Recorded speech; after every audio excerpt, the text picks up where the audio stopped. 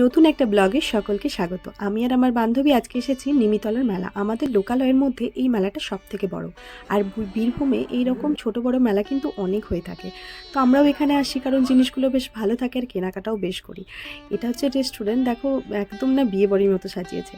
তো তারপরেই আমরা দোকানে গেলাম, আর গলা এত ব্যথা করছিল তো মাঝে একটু চা খেয়ে নিলাম। তারপরে কিছু জিনিস টিনিস কিনলাম, আর জিনিস কেনাকাটা করতে করতে বান্ধবী বললো যে চল একটু লস্যি খেয়ে আসি। তো এটা করার পরে তারপরে আবার আমাদের দোকানগুলো ঘুরতে থাকলাম। আর এই ছোট ছোট জিনিসগুলো দেখো কি ভালো লাগছে দেখতে। মনে হচ্ছিল সেই ছোটোবেলার কথা, মনে হচ্ছিল ছোটো থাকলে কত না ব্যাগ ভর্তি করে নিয়ে যেতাম। তো তারপর গেলাম এই হ্যান্ডিক্রাফটের দোকান। এখানে এত দাম যে কিনতেই পারলাম না কিছু।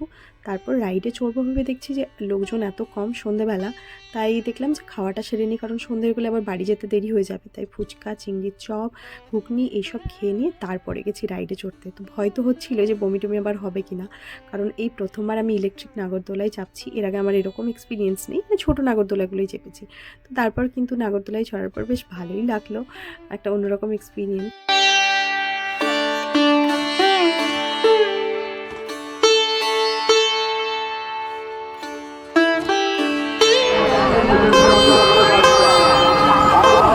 মেলার মধ্যে কোন পার্টটা সব থেকে ভালো লেগেছে অবশ্যই কিন্তু কমেন্ট করে জানিও। ভালো লাগলে লাইক, শেয়ার, সাবস্ক্রাইব করে দিও। দেখা হবে অন্য কোনো ব্লগে।